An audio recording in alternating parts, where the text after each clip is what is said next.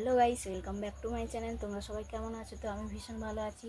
তো দেখো, আজকের একটা লং ভিডিও করতে চলেছি বা ব্লগ ভিডিও করতে চলেছি। আমি সারাদিন কী কাজ করি না করি সেটাই তোমাদের সামনে তুলে ধরার চেষ্টা করব।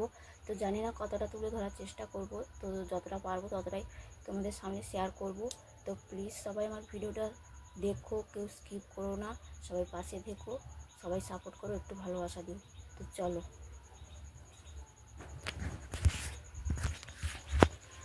তো এখন তোমাদেরকে দেখাবো আমার বাড়ির চারপাশে কতগুলো ফুলের বাগান আছে, সেটাই তোমাদেরকে দেখাবো।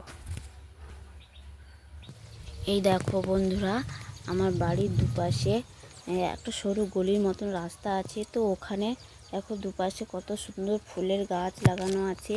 নয়নতারা ফুলের গাছ আছে। আর দেখো, নয়নতারা ফুলের কিন্তু সাদা ফুল আছে, আবির রঙের ফুলও আছে, বিভিন্ন রঙের ফুল আছে। আর এই দেখো আমাদের পুকুর ঘাট, কত সুন্দর লাগছে পরিবেশটা দেখো। তারপর আমি স্নান টান সেরে এসে পুজো করতে বসে গেলাম। তো এখন আমি ঠাকুরকে ফুল দিচ্ছি, তো ঘট দিয়ে দিচ্ছি। তারপরে শাঁখটা বাজিয়ে নিলাম। আর ঠাকুর পুজো হয়ে গেলে তো দুপুরে রান্না বান্নার কাজ আছে।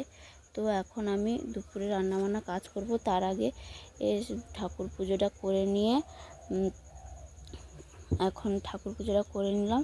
ঠাকুর পুজো করার পরে এখন সকালে জলখাবার রান্না করব। তো জলখাবার রান্না করেছি। এখানে দেখো আলু সেদ্ধ ভাত আছে, আর এখানে আছে এই দেখো মুরগির ফ্যান আছে, মুরগির খাবার। এটা কিন্তু মানুষের জন্য নয়।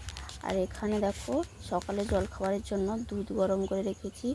তো কার বাড়িতে সকালে কি কি জল খাবার হয়েছে প্লিজ কমেন্ট করে জানিও।